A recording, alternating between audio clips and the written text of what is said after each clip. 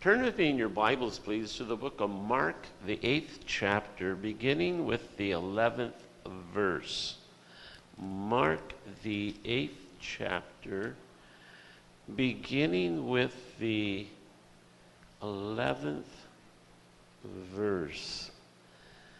The Pharisees came and began to question Jesus.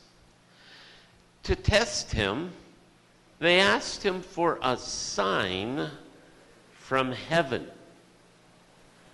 He sighed deeply and said, "Why does this generation ask for a sign? Truly, I tell you, no sign will be given to it." Then he left them, got back into the boat, and crossed to the other side. 14.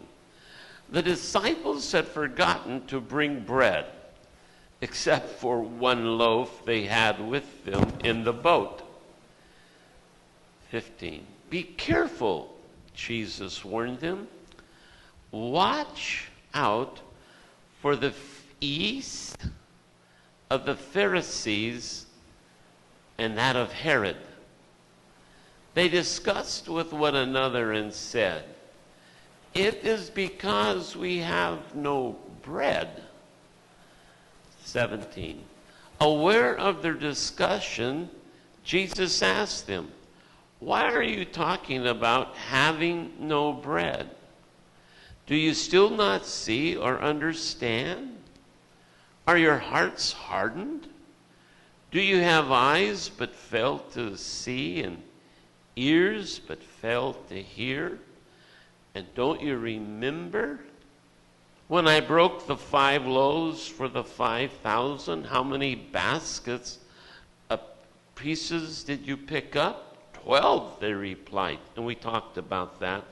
Remember, the baskets here for the 12 was the size of it was shaped like a jar, like a liquid jar, had a small lid, big body. They would keep their monies in it. They would keep whatever, their snacks in it. And so it wasn't like a huge, it was something the guy would carry on him. And the uniqueness of that, there was 12. In other words, by that message, when we read that, we should think God will supply He's supplied the disciples' daily need. It would be interesting if the loaf that was found on the boat was maybe in one of those guys' baskets, that he carried. And when I broke the 7 loaves and for the 4,000, how many basketfuls did you pick up? And they answered, 7. He said to them, do you still not understand? Now remember, the baskets that they had, the 7 here, was the same basket that they used when they allowed Paul to go over the wall to get out of the city. One word that we would use today for that would be hamper. Okay? Huge. They were big. So when they had this food, you say, well, what's the spiritual message there? 7, what is that? That's the divine number that God is able to supply abundantly. How many believe God supplies abundantly? You pray for it. You should be praying for it. When we pray, give us this day our daily bread, we're believing God supply daily. But God wants to supply, as we prayed earlier for your offering, that God wants to supply for you abundantly, that you would have more than enough to give into ministries. You'd have enough to give to Jewish ministries. You have enough. If you watch a Christian TV program, you don't send them your tithe, you send them your offering. Correct? Where does your tithe belong? Belongs in your local church. Correct? And then your offerings go to TBN or Benny Hinn or Ken Copeland or, wherever you want to send it. That's where your offerings go. So your tithes should be in the church. With your tithes, that's why we're able to take care of things around the church unto the glory of God. But there would be, see, the 7, enough for the individual, but then he does it again, and it's 7 huge baskets, enough for a man the size of the Apostle Paul to get into, and they let him over the side of the wall so he can get out of town from those people that want to kill him. How many remember reading that in the book of Acts? Look, see, that's 7 baskets, the divine blessings. You know, can you imagine filling those baskets? I mean, it's nice to have the end, but there's a spiritual thing you should learn in these concepts about God's going to supply your personal needs. He knows what you need every day. So he filled that basket. But then he says, I want to more than bless you. So he filled the hampers. It would be like a hamper, you know, fill it. We have a hamper in our bathroom, and we throw our dirty clothes in it. The other day, you know, I looked at that and I thought, boy, it would have been it would have really been neat to be there and see the bread and the fishes being put into something this size. And there were 7 of them. Isn't that exciting? Isn't that a good spiritual truth? How many have read that and never thought of that? Never thought of that. But it's there for you. You say, how did I think of it? You just keep digging and reading. But, you know, so he says here, the first thing that we want to pick up on was the blindness that desires a sign. Verses 11, look at 11 down to 13. The Pharisees came and began to question Jesus, to test him. They asked him for a sign from heaven. If you be the Son of God, give us a sign.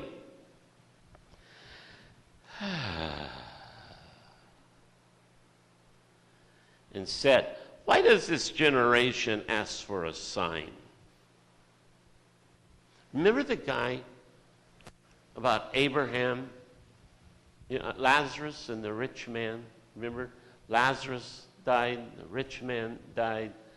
And at that point, as the Bible talks about, they both went into a grave. And Lazarus went into Abraham's bosom. By the way, that place, Abraham's bosom, who went there? Well, all Old Testament believers went into Abraham's bosom. And then when Jesus died, you know, at Calvary, you know, he came off, rose from the dead, went down into Hades, and took what did he take from Satan? The keys of death, hell, and the grave. And who were those captives he set free? That was the Old Testament saints, the Old Testament believers.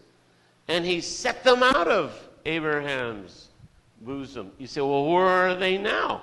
They're in heaven. So what did he do? The Jews believed that when the Messiah came, startling and shattering things would happen. And Jesus came.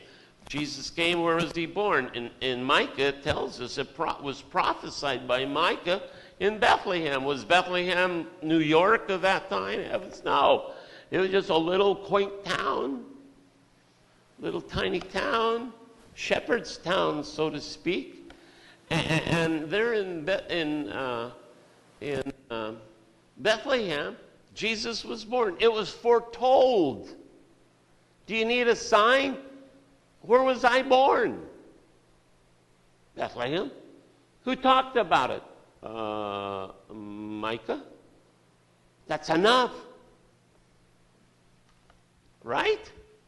You don't need a sign. Remember, I was talking about the rich man and Lazarus. So the rich man says to the one that was telling the story, said to Jesus, said to God, send someone from heaven to go to my family and warn them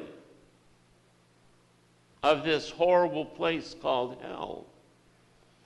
And the prophet said they wouldn't believe even then.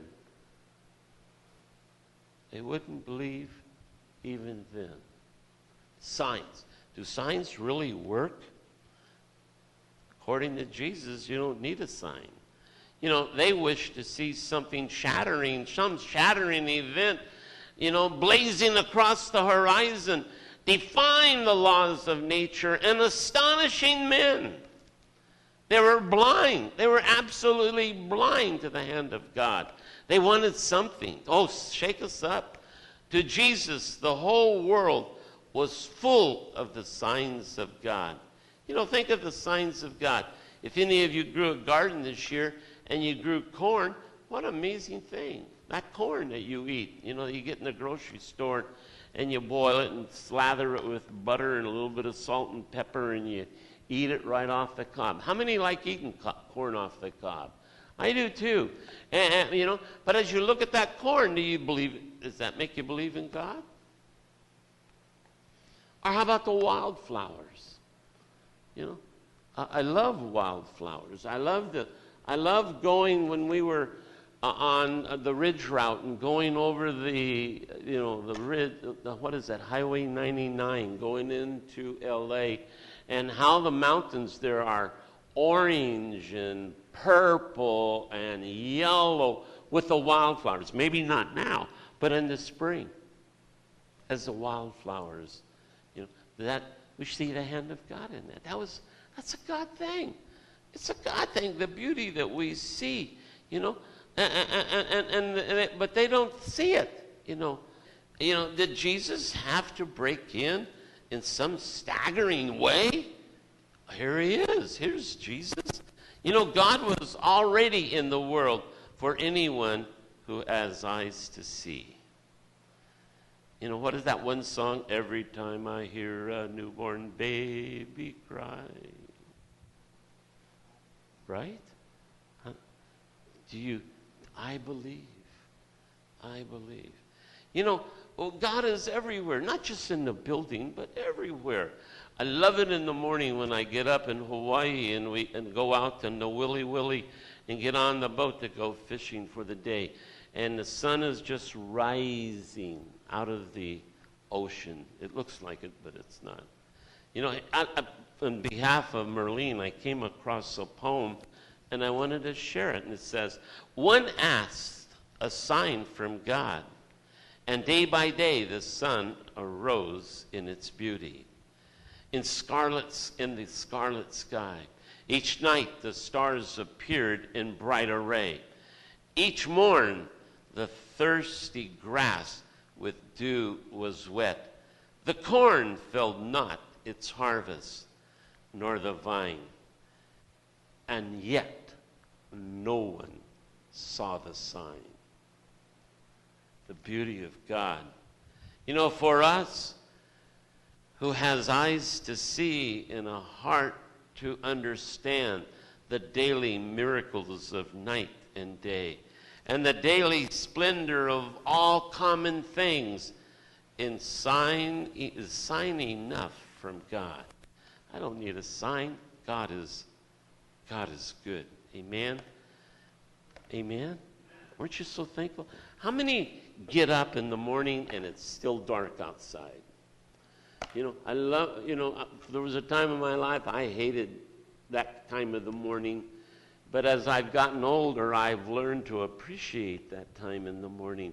And I'll be sitting there in our family room, the windows open and the doors open, and letting the air, you know, the morning air come into the house. And it's about 5, you know. The other day I decided I'll go to bed at 10. I got up at 4. So last night I went to bed at 11, and then I get up at 5. If I went to bed at 9, that means I'd get up at 3. So Diane says she didn't like it when I got up at 4, and she said, because, you know, I just have a way of being noisy. How many wives here are married to noisy husbands? Yeah. And so I getting up and, you know, and blowing my nose and everything else, and Diane says, don't go to bed so early, please. Please, just let me go to bed first, and then you kind of come in a little bit later because you'll sleep in. You'll sleep in. But getting up so early in the morning and seeing the beauty of morning and the sun and the colors and all that is added to that morning. I love mornings. But the blindness that desired a sign. You don't need a sign. God has already given it to us. Signs are all around us of the glory of God and the presence of God. All right. Give me 10 more minutes, okay? 10 more minutes? All right, let's pick up here then at verse 14 and go down to 21. The disciples had forgotten to bring bread except for one loaf they had with them. Be careful. No, note. They forgot the bread, so imagine they were fussing about it. Don't you think they were fussing about forgetting the bread? Right? So Jesus then says, be careful. Jesus warned them. Note this. They're fussing about bread, and Jesus says, watch out for the yeast of the Pharisees and that of Herod. They discussed this with one another and said, it is because we have no bread? Jesus asked them, why are you talking about having no bread? Do you still not see or understand? Are your hearts hardened? Do you have eyes but fail to see and ears but fail to hear? And don't you remember when I broke the 5 loaves and fed the 5,000? How many baskets of pieces did you pick up? 12. And when I broke the 7 loaves for the 4,000, how many basketfuls of pieces did you pick up? And they answered, 7. He said to them, do you still not understand? The failure to learn by experience. Jesus and his disciples were crossing over to the other side of the Sea of Galilee. And the big fuss was they didn't have enough bread to eat while they went across in their sailboat. And Jesus, they were fussing about the only one loaf of bread. And here Jesus, what was he thinking about? Not the bread, but he was thinking about the Pharisees' demand for a sign and Herod's reaction to Jesus. And he answers them. Note what he says here to these disciples. Beware. And how many times you and I get caught up in worrying about things of this earth and not thinking about the things of God. Beware. Don't be afraid. Don't be concerned about these earthly things. I'll take care of it. We're taught to pray. Give us this day our daily bread. Don't be concerned. God says, I know you need a job. I know you need money. I will help you. I will. I'll put it together. So he says, beware. Beware what? Of the leaven of the Pharisees and the leaven of Herod. Now, what he is saying, he says, beware of their influences. Leaven was a fermented piece of dough, or fermented dough. To the Jews, fermentation was identified with putrefaction. Did I pronounce that right? Putrefaction. It's been tainted. And therefore, leaven stands for evil. Jesus is saying, be on your guard against the evil influences. Here in 2018, God is still saying to us, be aware, on guard against evil influences. The evil influences concerning abortion, be on guard.